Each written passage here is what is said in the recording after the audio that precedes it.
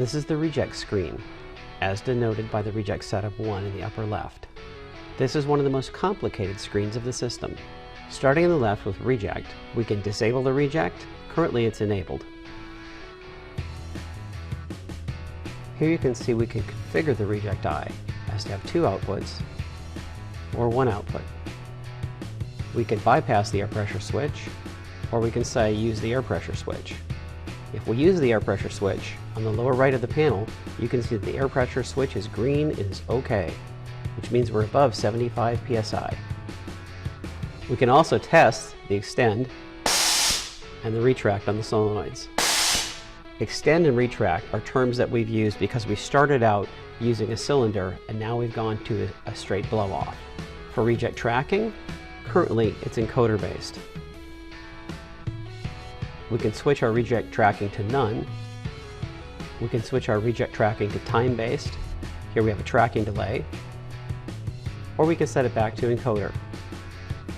The encoder pulses per inch are configurable.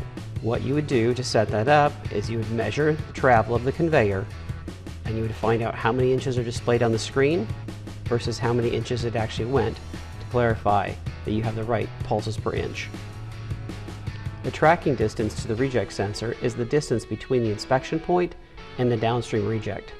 Reject response time is the total time for the air system to open the valves, pressurize the system, and get the product rejecting to move off the conveyor.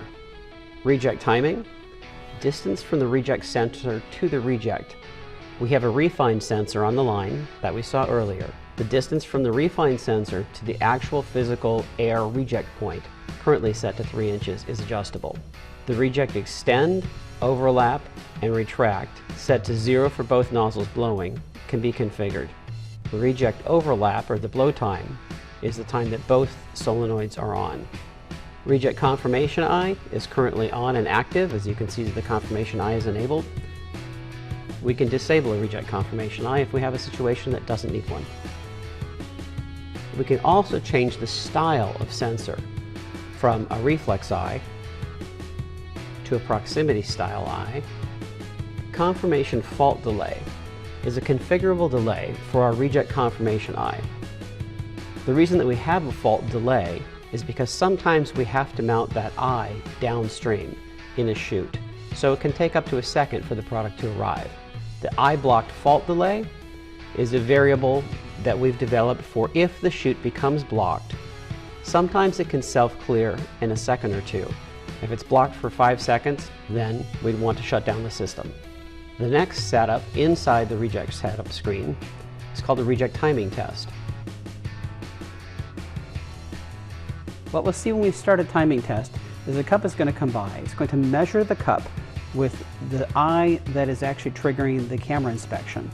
It's going to create a virtual window that pulse of passing the cup needs to fall in before it gets to the reject photo eye. If the 2 pulses are not lined up, we'll reject every cup even though it's good. So if I change my tracking delay here to say be 10 inches and I start a timing test, we'll see it be grossly misaligned and we'll reject the cup. So here, even though we had a good cup, it didn't come in the right time.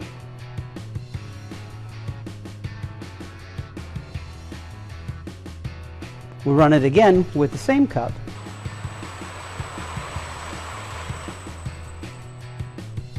And here it allows the cup to pass because the good inspection was matched up with the good cup pulse.